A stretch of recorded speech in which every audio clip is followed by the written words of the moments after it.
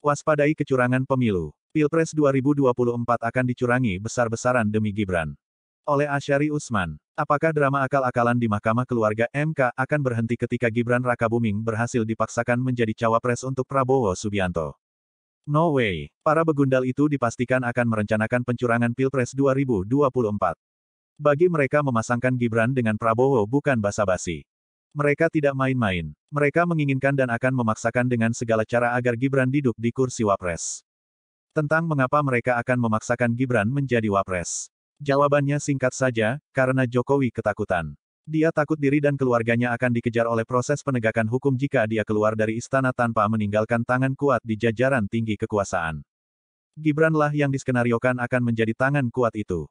Bagi Jokowi, tidak ada jalan lain untuk terus mengendalikan kekuasaan agar melindungi keluarganya. Dan agar keinginan Jokowi yang sekaligus juga keinginan para taipan jahat, bisa berlanjut. Prabowo Gibran dengan dukungan koalisi besar, duit besar, kekuasaan besar, pastilah dijalankan dengan rencana besar. Rencana besar itu akan berpuncak pada pencurangan Pilpres 2024 secara besar-besaran pula. Perlukan Gibran dikawal menuju kursi wapres dengan pencurangan Pilpres? Pertanyaan ini bisa dijawab dengan pertanyaan balik. Apakah kecurangan di MK yang diatur Ketua Anwar Usman, adik ipar Jokowi, sehingga meloloskan Gibran menjadi cawapres, cukup untuk memastikan Gibran duduk sebagai wapres? Tidak cukup. Jokowi belum bisa tidur. Jokowi belum merasa aman kalau anaknya itu hanya bisa ikut Pilpres tapi tidak pasti menang. Jadi, perlu satu lagi pencurangan.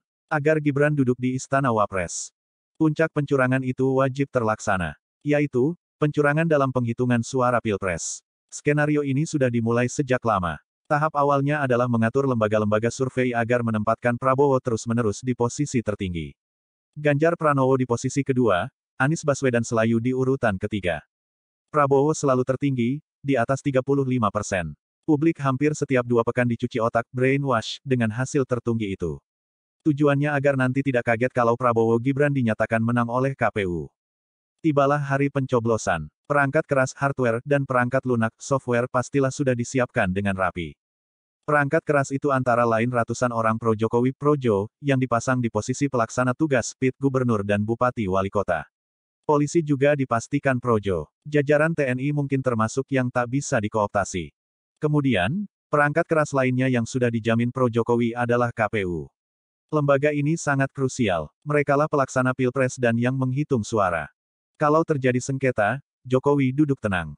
Proses sengketa akan ditangani Mahkamah Keluarga (MK). Di sana ada adik ipar sebagai ketua. Terus perangkat keras apa lagi? Semuanya ada dalam genggaman Jokowi. Bagaimana dengan perangkat lunak? Juga sudah dijamin. Antara lain duit besar, boneka buzzer, media massa besar, akun ternakan di media sosial, lembaga-lembaga survei tadi, dan sebagainya. Semua akan dikolaborasikan untuk menyukseskan pencurangan besar-besaran Pilpres 2024. Demi memastikan kemenangan Gibran. Tapi, bisakah pencurangan itu terjadi? Ini adalah prediksi berdasarkan fakta-fakta yang kasat mata. Tanggal 26 Oktober tahun 2023.